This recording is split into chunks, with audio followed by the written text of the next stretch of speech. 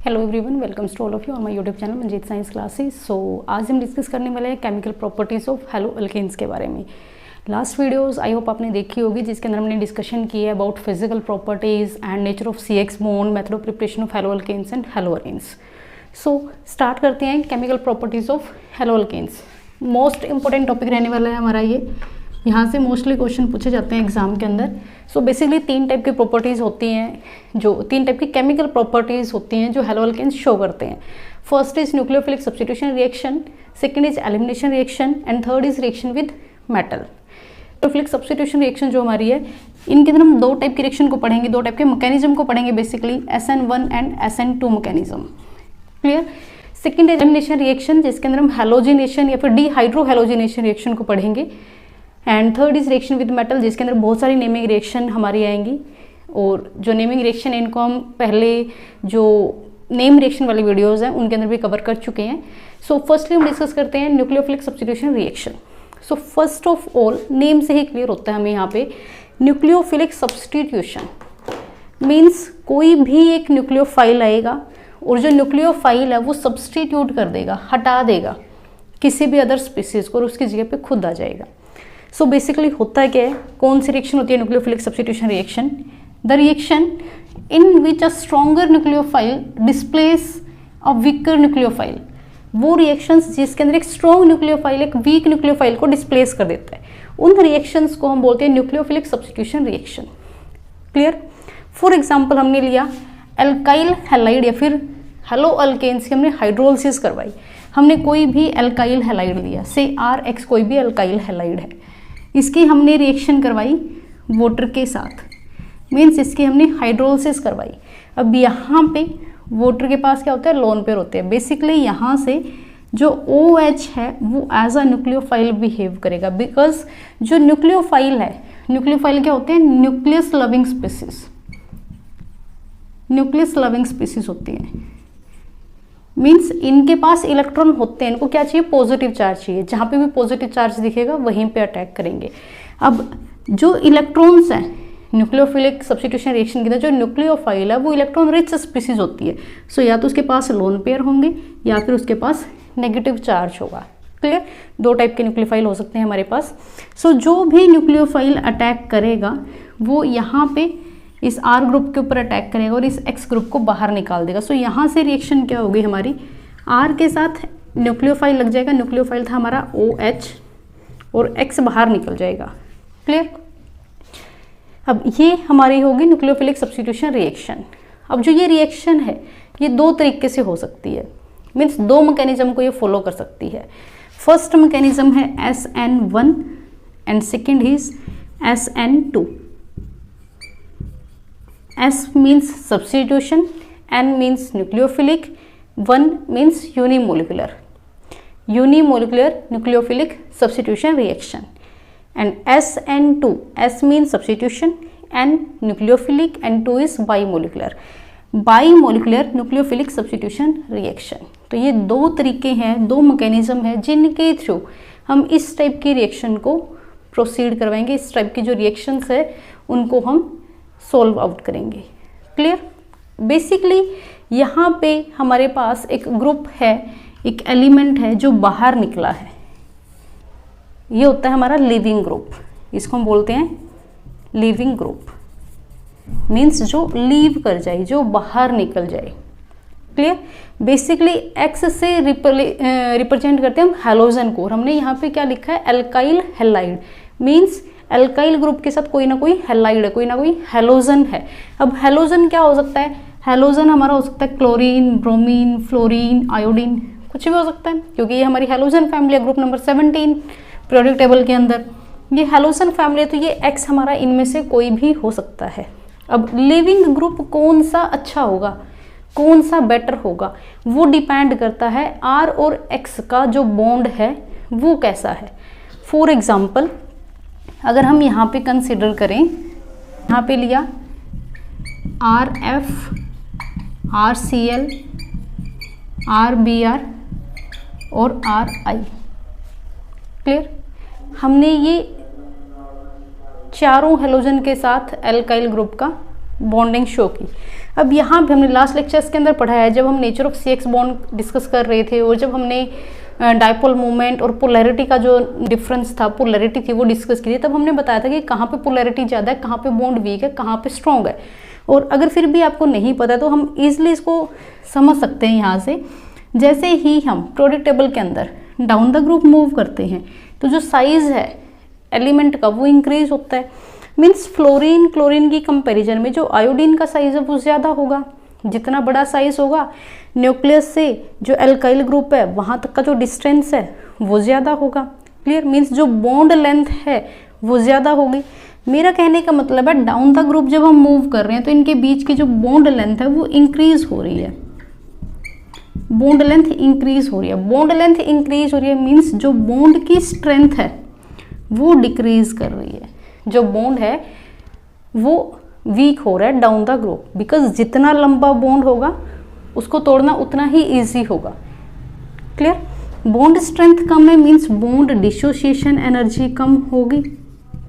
Bond dissociation energy कम होगी, easily उसको हम तोड़ सकते हैं। सो जो बेटर लिविंग ग्रुप है, जो ईजिली रिमूव हो सकता है, थोड़ी सी अमाउंट ऑफ एनर्जी मिली वो ईजिली चला जाएगा, वो है हमारा आयोडीन। क्लियर? अगर हम ऑर्डर देखें तो सबसे ईजिली जाएगा iodine, then bromine, then chlorine and then fluorine. So ये हमारा लिविंग ग्रुप का ऑर्डर हो जाएगा न्यूक्लियोफिलिक सब्स्टिट्यूशन रिएक्शन के अंदर। क्लियर? अब हम डिस्कस करते हैं SN1 एंड SN2 मैकेनिज्म को, कि कैसे SN1 प्रोसीड करेगा, कैसे SN2 प्रोसीड करेगा, क्या क्या डिफरेंस है, कैसे इनकी जो स्टीरियोकेमिस्ट्री है वो वर्क करती है, कैसे इन्वर्जन रिटेंशन सब कुछ डिस्कस करेंगे, किस तरीके से कैसे होता है SN1 एंड SN2 के अंदर। ओके, सो अब हम डिस्कस करते हैं सब्स्टिट्यूशन न्यूक्लियोफिलिक यूनिमोलिकुलर रिएक्शन को, मीन्स SN1 मैकेनिज्म को। सो हमने क्या लिया था, हमने कोई भी RX कोई भी एल्काइल हैलाइड लिया था और उसकी हमने हाइड्रोलिसिस करवाई थी, मीन्स वाटर के साथ रिएक्शन करवाई थी, और हमारे पास ROH प्लस X ये बना था। और ये हमने बोला था कि ये क्या है, ये लिविंग ग्रुप है। कौन ईजिली लीव करेगा ये हम पीछे डिस्कस कर चुके हैं। सो अभी हम कोई भी एक एल्काइल हैलाइड लेते हैं। फॉर एग्जांपल हमने ये कोई भी एल्काइल हैलाइड लिया, टर्शियरी एल्काइल हैलाइड लिया हमने, फॉर एग्जांपल क्लोरीन लिया, और हमने ये रिएक्शन करवाई वाटर की प्रेजेंस में। मीन्स हमने एक सॉल्वेंट लिया है, यहाँ पे सॉल्वेंट एज अ वाटर ही है। सो यहाँ पे हमारे पास बनेगा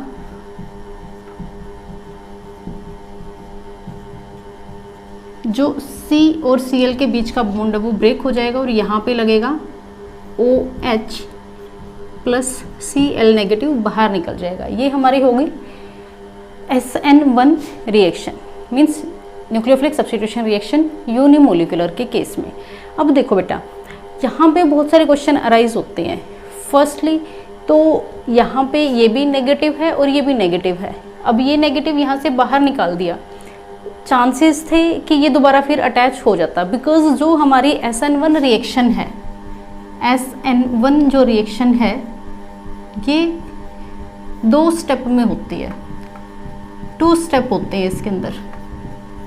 क्लियर? अब 2 स्टेप में जो फर्स्ट स्टेप है वो है formation of कार्बोकटाइन, formation of कार्बोकटाइन, and second step है हमारा अटैक ऑफ न्यूक्लियोफाइल। क्लियर?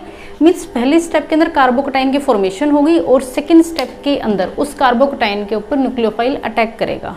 अब बहुत सारे क्वेश्चन अराइज होते हैं, जैसे फर्स्ट क्वेश्चन इज कार्बोकटाइन बन गया, मीन्स यहाँ पे C पॉजिटिव बन गया। अब C पॉजिटिव है, 2 नेगेटिव चीजें हैं, एक OH नेगेटिव एक Cl नेगेटिव। OH नेगेटिव ही क्यों गया, Cl नेगेटिव क्यों नहीं गया? और जब कार्बन के साथ नेगेटिव स्पीसीज को ही जुड़ना था तो नेगेटिव ऑलरेडी जुड़ी हुई थी, बाहर क्यों निकली? Clear? First question is this. And second, जो यहाँ पे रिएक्शन होती है किस केस में अच्छी होगी, मीन्स जैसे हमने यहाँ पे कार्बोकटाइन लिया, कार्बोकटाइन तो अलग अलग टाइप के होते हैं, प्राइमरी भी, सेकेंडरी भी, टर्शियरी भी, कौन से कार्बोकटाइन के साथ रिएक्शन ईजिली होगी? मीन्स जो एल्काइल हैलाइड है वो तो हम किसी भी टाइप के ले सकते हैं। किस टाइप के अल्काइल हैलाइड में SN1 रिएक्शन होगी, किस टाइप के अल्काइल हैलाइड में SN2 रिएक्शन होगी, स्टीरियोकेमिस्ट्री कैसी होगी, मीन्स जो अटैक है वो किस तरीके से हो रहा है, जो स्पीसीज है वो कैसी बनेगी, ये सारे क्वेश्चंस के आंसर इस वीडियो के अंदर हम डिस्कस करने वाले हैं कि क्या चीज़ बन रही है, क्यों बन रही है, कैसे बन रही है, completely clear. So video complete watch करना।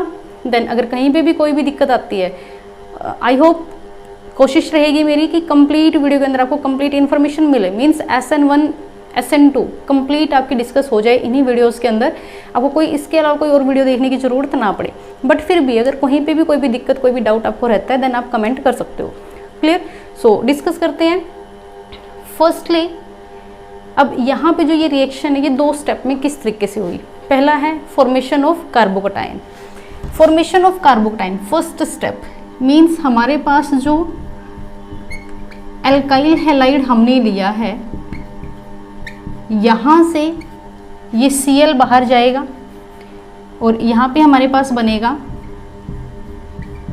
कार्बोकटाइन CCH3 positive plus Cl negative. Clear. First step क्या था, फॉर्मेशन ऑफ कार्बोकटाइन। अब सेकंड स्टेप में क्या आएगा, यहाँ पे जो हमने न्यूक्लियोफाइल लिया ये हमारा फर्स्ट स्टेप था और ये हमारा सेकंड स्टेप है। जो न्यूक्लियोफाइल है, न्यूक्लियोफाइल क्या होता है, nucleus loving species means positive charge loving species. अब ये नेगेटिव चार्ज पॉजिटिव के ऊपर अटैक करेगा और यहाँ पे हमारे पास बनेगा OH एज इट इज लग जाएगा, CH3 ये एज इट इज रहेंगे। क्लियर। अब देखो बेटा, ये ऐसे भी हो सकता है और इसी केस में एक दूसरा प्रोडक्ट भी बन सकता है हमारा,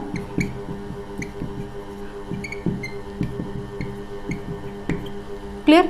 ये भी बन सकता है और ये भी बन सकता है, दोनों ही बन सकते हैं। अब पहले ये चीज़ समझो दोनों को। सेकंड स्टेप जो दोनों बन सकते हैं वो हम बाद में डिस्कस करेंगे। फॉर्मेशन ऑफ कार्बोकटाइन, पहले स्टेप में कार्बोकटाइन बना।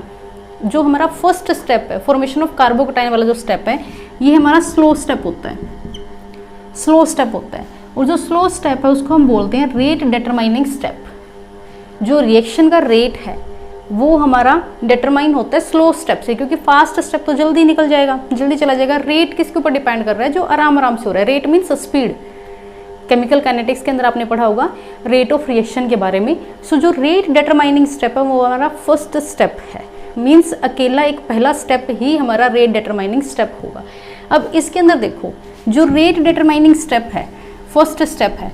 फर्स्ट स्टेप में हमारे पास क्या है, फर्स्ट स्टेप में हमारे पास सिर्फ Rx है और वो हमें R पॉजिटिव और Cl नेगेटिव की फॉर्मेशन दे रहा है। अगर ये first step rate determining step है तो यहाँ पे जो रिएक्टेंट है उसकी जो कॉन्सेंट्रेशन है उसके ऊपर हमारा रेट डिपेंड करेगा। मीन्स जो रेट ऑफ रिएक्शन है उसको हम क्या लिखेंगे कि इसके ऊपर डिपेंड कर रहा है हमारे रिएक्शन का रेट।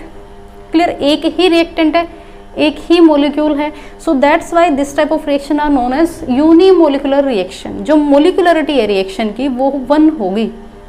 क्लियर। हमने रिएक्शन का नाम क्या दिया है, सब्स्टिट्यूशन न्यूक्लियोफिलिक यूनिमोलिकुलर रिएक्शन।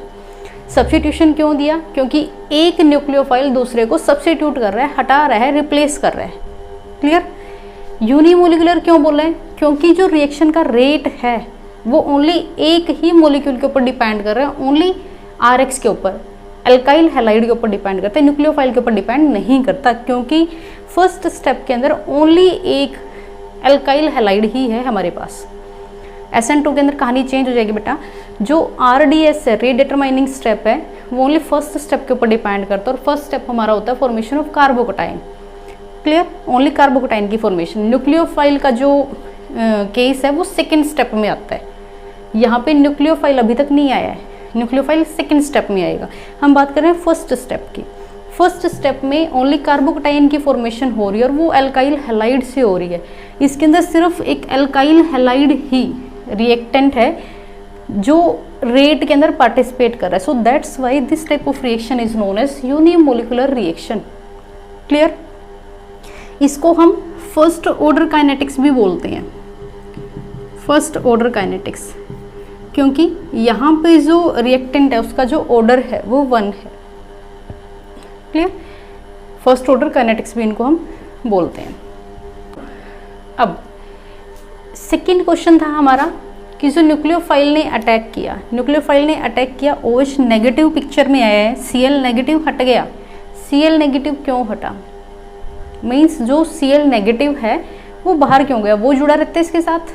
हमें तो नेगेटिव ही मीन्स न्यूक्लियोफाइल का ही अटैक करवाना था। न्यूक्लियोफाइल जैसे ही बाहर निकली, Cl नेगेटिव बाहर निकला, ये भी तो एक न्यूक्लियोफाइल है, क्योंकि हमने ये बोला था ना कि न्यूक्लियोफाइल के ऊपर इलेक्ट्रॉन होते हैं, या तो वो लोन पेयर से शो करेंगे या फिर वो नेगेटिव चार्ज से शो करेंगे। तो यहाँ पे भी नेगेटिव चार्ज है, यहाँ पे भी नेगेटिव चार्ज है, ये भी एज अ न्यूक्लियोफाइल बिहेव कर सकता है, ये भी बिहेव कर सकता है। सो OH नेगेटिव ही क्यों लगा? क्लियर? Cl नेगेटिव क्यों नहीं गया यहाँ पे?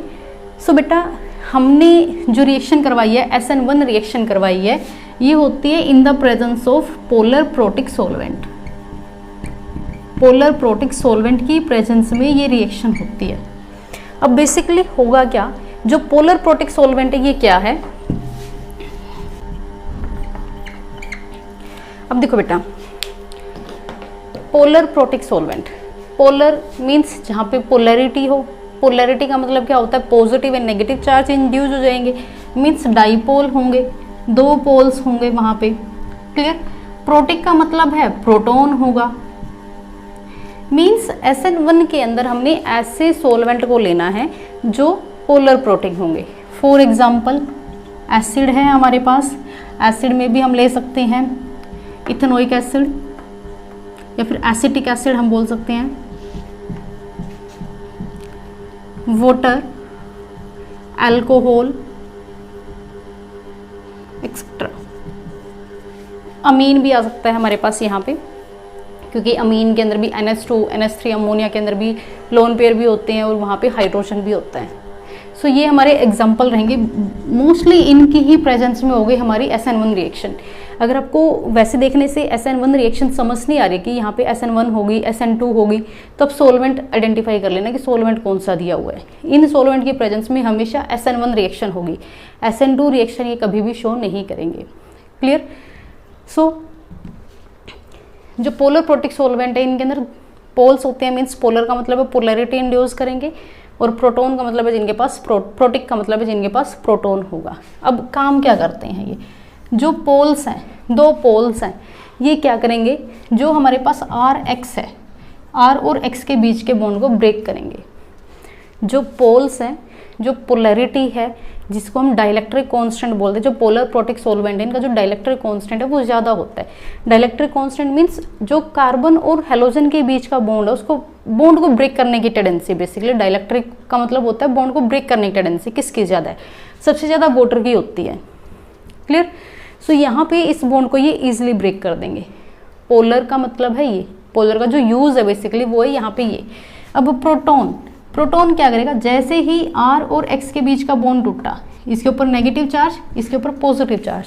अब प्रोटॉन है, प्रोटॉन के ऊपर कैसे चार्ज होता है? पॉजिटिव। अगर हम वाटर लेके चल रहे हैं यहाँ पे, जो वाटर है उसके जो पॉजिटिव चार्ज हैं वो जो हेलोजन निकला है उसको घेर लेंगे चारों साइड से। यहाँ से जो वाटर के मॉलिक्यूल हैं वो इसको सराउंड कर लेंगे। क्लियर? अब जब जो हेलोजन है उसको पॉजिटिव चार्ज ने घेर लिया चारों साइड से, अब जो ये नेगेटिव चार्ज था, जो हेलोजन था, ये दोबारा अटैक नहीं कर पाएगा यहाँ पे। सो यहाँ पे अटैक क्या करेगा, जो हमारा OH नेगेटिव है, जो हमने सोलवेंट यूज़ किया था उसमें जो न्यूक्लियोफाइल था OH नेगेटिव, वही जाके अटैक करेगा इसके साथ। और जब वो OH नेगेटिव अटैक करेगा तो यहाँ पे हमारे पास बनेगा ROH, और जो ये X नेगेटिव था ये एज इट इज़ बाहर पड़ा रहेगा। क्लियर? सेकेंड क्वेश्चन क्लियर हुआ। Cl नेगेटिव क्यों नहीं जाएगा दोबारा? वो जा सकता था बट वो नहीं जा रहा, तो क्यों नहीं जाएगा? क्लियर? एंड नाउ जो रिएक्शन है वो किस टेम्परेचर पे होगी? टेम्परेचर इस रिएक्शन के लिए कैसा होगा? मीन्स जो रिएक्शन है ये हाई टेम्परेचर पे होगी या फिर लो टेम्परेचर पे होगी? सो बेसिकली जो हमारे पास हाइड्रोलिसिस ऑफ एल्काइल हैलाइड है, मीन्स कोई भी हमारे पास हेलो अल्केन्स है उसकी अगर हम हाइड्रोलिसिस कर रहे हैं तो वो हमारी लो टेम्परेचर को फॉलो करती है, लो टेम्परेचर को फेवर करती है। बेसिकली होता क्यों है? बिकॉज जो ये रिएक्शन है ये हमारी ऑलरेडी एक्सोथर्मिक इन नेचर होती है, एक्सोथर्मिक इन नेचर होती है। हमें कैसे पता लगेगा कि जो रिएक्शन है वो एक्सोथर्मिक है? देखो यहाँ पे होता क्या है, हमारे पास R और Cl के बीच में बॉन्ड था, मीन्स कार्बन और Cl के बीच में बॉन्ड था। और जो ये कार्बन और Cl के बीच का बॉन्ड है यहाँ पे ये ब्रेक होता है, वीक बॉन्ड होता है, ईजिली टूट जाएगा। Means come amount of energy देनी पड़ेगी, यहाँ पे लेस एनर्जी देनी पड़ेगी तोड़ने के लिए। अब यहाँ पे बॉन्ड टूट रहा है तो बन किन के बीच में रहा है, बन रहा है हमारा कार्बन और ऑक्सीजन के बीच में बॉन्ड। क्लियर? कार्बन और ऑक्सीजन के बीच में जो बॉन्ड बनेगा ये स्ट्रॉन्ग बॉन्ड बनेगा। जितना ज़्यादा स्ट्रॉन्ग बनेगा उतनी ज़्यादा अमाउंट ऑफ एनर्जी रिलीज होगी, large amount of energy release होगी। क्लियर? बॉन्ड जितना ज़्यादा स्ट्रॉन्ग होगा उतनी ज़्यादा अमाउंट ऑफ एनर्जी बाहर निकलेगी। बाहर ज़्यादा निकल रही है मीन्स हमें मिल ज़्यादा रही है, हमें देनी कम पड़ रही है। तो अगर हम डेल्टा एच की वैल्यू निकालेंगे, डेल्टा एच की वैल्यू है वो हमारी नेगेटिव आएगी। मीन्स अगर और सिंपल लैंग्वेज में हम समझें कि हमने एनर्जी दी कम थी और हमें मिल गई ज़्यादा, तो हमारे पास एनर्जी मिल रही है लास्ट में। इस रिएक्शन में हमें एनर्जी मिल रही है, बाहर निकल रही है हीट। अगर हीट रिलीज हो रही है तो उन टाइप ऑफ रिएक्शन को हम क्या बोलते हैं, एक्सोथर्मिक रिएक्शन। और एक्सोथर्मिक रिएक्शन, हीट ऑलरेडी निकल रही है बाहर, तो टेम्परेचर इंक्रीज करने की ज़रूरत क्या है, वो लो टेम्परेचर को फेवर करेंगे, क्योंकि उनमें से ऑलरेडी हीट तो निकलेगी ही, क्योंकि बॉन्ड ब्रेक होगा और बॉन्ड बनेगा तो वहाँ पे already large amount of energy release हो रही है, तो हमें हीट देने की ज़रूरत ही नहीं है। So that's why this type of reactions favour at low temperature. Clear? And now कौन से एल्काइल हैलाइड SN1 रिएक्शन को शो करेंगे और कौन से शो नहीं करेंगे। अब क्वेश्चन आता है हमारा ये, फॉर एग्जाम्पल हमने लिया कि 3 टाइप के अल्काइल हैलाइड लिए। अब यहाँ पे जो हेलोजन है वो एक ही कार्बन से अटैच है और कार्बन फर्दर हाइड्रोजन से अटैच है, तो ये प्राइमरी अल्काइल हैलाइड। ये हमारा जो कार्बन है जिसके साथ हेलोजन अटैच है फर्दर 2 कार्बन से अटैच है, ये हमारा सेकेंडरी अल्काइल हैलाइड और ये हमारा टर्शरी अल्काइल हैलाइड। सो किस केस में SN1 रिएक्शन सबसे ज़्यादा शो करेगा, मीन्स कौन ईजिली SN1 रिएक्शन देगा। तो देखो बेटा, यहाँ पे हमने 2 स्टेप किए थे। First is formation of carbocation and second is attack of nucleophile. So जो पहला स्टेप था उसमें हमने क्या किया था, कार्बोकेटाइन की फॉर्मेशन की है, कार्बोकेटाइन बनाया है। अब कार्बोकेटाइन जितना ज़्यादा स्टेबल होगा उतनी ज़्यादा हमारी SN1 रिएक्शन का रेट होगा। मीन्स जितना स्टेबिलिटी होगी कार्बोकेटाइन की उतना ज़्यादा रेट होगा हमारा SN1 रिएक्शन का। Rate of SN1 reaction increases as stability of carbocation increases. Clear? अब यहाँ से अगर Cl हटा तो ये हमारा कार्बोकेटाइन बन जाएगा, यहाँ से Cl हटेगा तो ये कार्बोकेटाइन बनेगा और यहाँ से Cl हटेगा तो ये कार्बोकेटाइन बनेगा। Means primary carbocation, secondary carbocation and tertiary carbocation. सबसे ज़्यादा स्टेबल कार्बोकेटाइन कौन सा होता है, प्राइमरी, सेकेंडरी या टर्शरी में से? सो सबसे ज़्यादा स्टेबल होता है टर्शरी कार्बोकेटाइन, फिर सेकेंडरी और फिर प्राइमरी। क्लियर? सो सबसे ज़्यादा जो SN1 रिएक्शन का रेट है वो होगा हमारा टर्शरी कार्बोकेटाइन के अंदर सबसे ज़्यादा। जो टर्शरी अल्काइल हैलाइड है वो सबसे ज़्यादा SN1 रिएक्शन शो करेंगे, सेकेंडरी उससे कम एंड प्राइमरी सबसे कम। क्लियर? एंड नाउ हम डिस्कस करते हैं कि जो अभी मैंने बोला था कि जिस टाइम हम अल्काइल हैलाइड की रिएक्शन करवाते हैं पोलर प्रोटिक सॉल्वेंट के साथ, तो हमारे पास जो न्यूक्लियोफाइल है वो 2 तरीके से अटैक कर सकता है। मीन्स 2 टाइप के उसके अंदर प्रोडक्ट बनते हैं। तो वो 2 टाइप के प्रोडक्ट किस तरीके से बनते हैं उनको डिस्कस करते हैं। मीन्स अब हम डिस्कस करने वाले हैं स्टीरियोकेमिस्ट्री।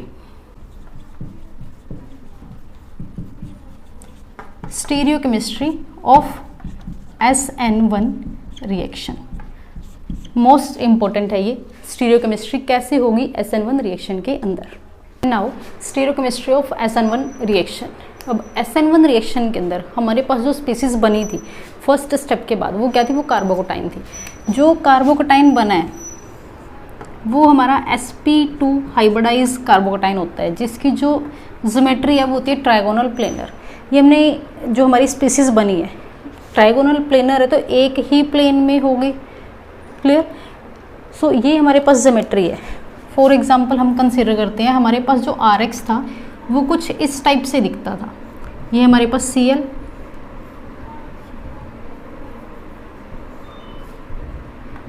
ये जो भी ग्रुप हमने अटैच किए हुए हैं वो है। क्लियर?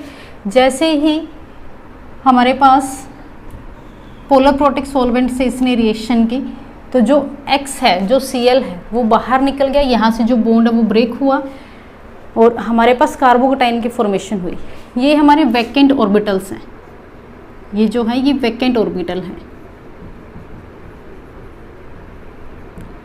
जो वैकेंट ऑर्बिटल हैं वो ही इन्वॉल्व होंगे बॉन्डिंग के अंदर।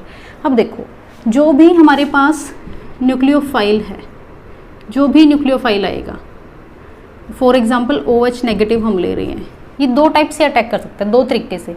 या तो ये इस साइड से जाए, सेम साइड से जाए, जहाँ पे हैलोजन अटैच था उसी साइड से, सेम साइड से जाए, या फिर ये यहाँ से जाए, बैक साइड से जाए।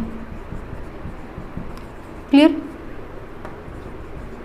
तो इस तरीके से हमारे पास दो टाइप के प्रोडक्ट बनते हैं। अगर सेम साइड से जाएगा तो हमारे पास बनेगा सेम ही साइड OH ग्रुप लग जाएगा। क्लियर? और अगर ये दूसरी साइड से, बैक साइड से जा रहा है, तब हमारे पास क्या बनेगा? बैक साइड से जब नीचे वाले ऑर्बिटल के साथ ओवरलैपिंग करेगा तब यहाँ पे OH लग जाएगा। क्लियर? अगर सेम साइड से अटैक होगा, सेम साइड ही OH ग्रुप जुड़ेगा तो वो सेम रहेगा, उसको हम बोलेंगे रिटेंशन।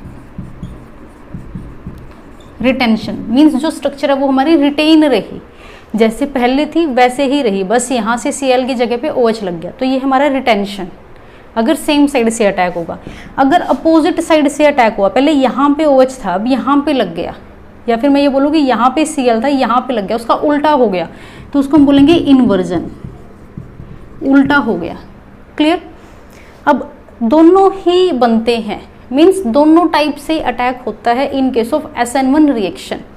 रिटेंशन भी बनता है, इन्वर्जन भी बनता है, बट रिटेंशन कम बनता है, इन्वर्जन ज़्यादा बनता है। मोस्टली टीचर्स क्या बोलते हैं कि यहाँ पे रेसिमिक मिक्सचर बनेगा।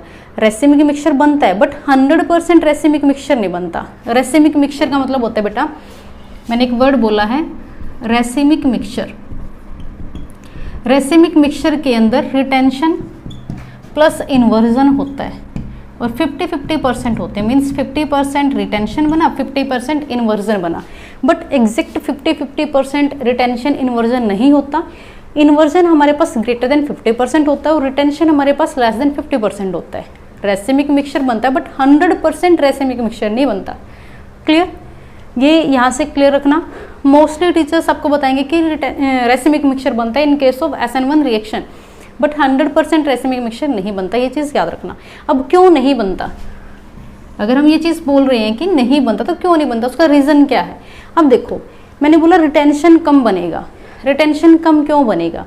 जब हम रिटेंशन करवा रहे हैं, मीन्स सेम साइड से अटैक करवा रहे हैं, किसका? OH नेगेटिव का। जब बेटा यहाँ से Cl नेगेटिव निकला है, हमने बोला था कि यहाँ पे Cl नेगेटिव था स्टार्टिंग के अंदर, यहाँ पे Cl नेगेटिव था। जब ये लीव हुआ है, बाहर निकला, तो कहीं ना कहीं यहीं पड़ा होगा। ऐसा तो नहीं कि यहाँ से उठ के यहाँ चला गया, क्योंकि यहाँ पे जैसे ये बाहर निकलेगा पॉजिटिव चार्ज होगा, तो आसपास ही होगा अट्रैक्शन की वजह से, और नेगेटिव चार्ज इसी साइड से जाएगा। ये भी नेगेटिव, ये भी नेगेटिव, तो कुछ हद तक ये रिपेल करेगा, इसको ईजिली नहीं मूव करने देगा। जबकि इस साइड कुछ नहीं है, Cl नेगेटिव वहाँ था तो वहीं आसपास घूम रहा होगा कहीं ना कहीं। OH नेगेटिव अगर नीचे से जाएगा तो कोई नहीं रोकेगा इसको, ये ईजिली अटैक कर सकता है। क्लियर? बट यहाँ से अगर ऊपर से ये जा रहा है तो यहाँ पे Cl नेगेटिव पड़ा होगा कहीं ना कहीं आसपास, जो नेगेटिव ये नेगेटिव ये नेगेटिव नेगेटिव में रिपल्शन होगी, ईजिली आगे मूव नहीं करने देगा। सो दैट्स वाई जो रिटेंशन वाला प्रोडक्ट है वो कम बनेगा और इन्वर्जन वाला प्रोडक्ट ज़्यादा बनेगा। क्लियर? एंड नेक्स्ट जो यहाँ पे प्रोडक्ट बनता है, मीन्स जो हमारी ये रिटेंशन एंड इन्वर्जन थे चीज़ रहेगी, ये जो यहाँ पे दो प्रोडक्ट बने हमारे, एक रिटेंशन बना है और सेकंड हमारा इन्वर्जन बन रहा था। रिटेंशन में सेम साइड OH लग जाता है और इन्वर्जन में अपोजिट साइड OH लग जाता है। ये दोनों ही इनएंशोमर है, बोथ आर इनएंशोमर, इनएंशोमर्स। क्लियर? ये दोनों ही क्या हैं? इनएंशोमर्स हैं। और जो हमारे ये प्रोडक्ट बन रहे हैं ये ऑप्टिकली एक्टिव होंगे। ऑप्टिकली एक्टिव क्या होता है? इनएंशोमर क्या होता है? डाइस्टीरियोमर क्या होता है? स्टीरियोकेमिस्ट्री का जो बेसिक टॉपिक है वो हम कोऑर्डिनेशन केमिस्ट्री के अंदर भी पढ़ चुके हैं, वहाँ पे भी वीडियो अपलोडेड है, अगर आप वो देखना चाहो तो वो देख सकते हो। अदरवाइज SN1 SN2 मीन्स जो केमिकल प्रॉपर्टीज़ है, इनके बाद इस चैप्टर में भी हमारे पास स्टीरियोकेमिस्ट्री का एक पोर्शन है जहाँ पे हम बात करेंगे कि ऑप्टिकल एक्टिव कंपाउंड्स क्या होते हैं, कैसे हम ऑप्टिकल एक्टिविटी को चेक करते हैं, कैसे कायरल को चेक किया जाता है। तो बेसिकली वहाँ पे भी हम डिस्कस करेंगे, बट कोशिश करना आपको यहाँ पे समझ आ जाए। रिपीट कर रही हूँ मैं, जो हमारे पास कार्बोकटाइन था, यहाँ से दो टाइप से अटैक हो सकता है, सेम साइड से भी और बैक साइड से भी। अगर सेम साइड से अटैक हुआ तो प्रोडक्ट बनेगा रिटेंशन, उसको हम रिटेंशन बोलेंगे। अगर अपोजिट साइड से हुआ तो उस प्रोडक्ट को हम बोलेंगे इन्वर्जन। पहले का इन्वर्जन हो गया, उल्टा हो गया। Clear? They both are enantiomer. Clear? दोनों ही इनएंशोमर, इन दोनों को कलेक्टिवली इनएंशोमर बोला जाएगा। ओके, अब जो हमारे पास प्रोडक्ट बनी है वहाँ पे जो कार्बन है, अगर वो कायरल कार्बन है, कायरल कार्बन वो कार्बन होगी जहाँ पे कार्बन के चारों बॉन्ड अलग अलग स्पीसीज से होंगे। जैसे यहाँ पे ये Cl था, ये CH3, ये C2H5, C3H7, तो ये कार्बन हमारा कायरल कार्बन है क्योंकि अलग अलग ग्रुप जुड़े हुए हैं। अगर यहाँ पे हर जगह पे मैं CH3 जोड़ दूँ तो ये हमारा जो कार्बन है ये कायरल कार्बन नहीं होगा, कायरल कार्बन नहीं होगा। अगर कायरल कार्बन नहीं होगा तो जो कंपाउंड हमारे पास यहाँ पे बनेंगे वो ऑप्टिकली इनएक्टिव होंगे, ऑप्टिकली इनएक्टिव होंगे। Clear? Optically active carbon, optically active compound कौन सा होगा? जहाँ पे जो कार्बन है वो हमारी कायरल होगी। कायरल कार्बन के केस में जो कंपाउंड बनेगा वो हमारा ऑप्टिकली एक्टिव बनेगा। ऑप्टिकल एक्टिव कंपाउंड वो कंपाउंड होते हैं जो प्लेन पोलराइज्ड लाइट को रोटेट कर देते हैं। क्लियर? लेफ्ट में या फिर राइट में, ये हम डिस्कस करेंगे नेक्स्ट वाले जो टॉपिक्स हैं उनके अंदर। क्लियर? सो ये था हमारा SN1 रिएक्शन। किस केस में जो SN1 रिएक्शन है वो ज़्यादा होगा, Cl ग्रुप क्यों नहीं जुड़ता, और जो कार्बोकटाइन है वो कौन सा ज़्यादा स्टेबल होता है, कौन सा कम स्टेबल होता है, सब कुछ डिस्कस किया हमने। SN1 रिएक्शन के बारे में, उनकी स्टीरियोकेमिस्ट्री के बारे में डिस्कस किया बेसिकली। सो अगर कहीं भी कोई भी दिक्कत आपको इस लेक्चर के अंदर, आप डेफिनेटली कमेंट करना। आपको जहाँ पे भी जो भी चीज़ समझ नहीं आई है उसको हम नेक्स्ट वीडियो के अंदर क्लियर करेंगे। और नेक्स्ट वीडियो के अंदर हम डिस्कस करने वाले हैं फैक्टर अफेक्टिंग SN1 रिएक्शन। कौन कौन से ऐसे फैक्टर हैं जो SN1 रिएक्शन को अफेक्ट करेंगे। Thank you, have a nice day.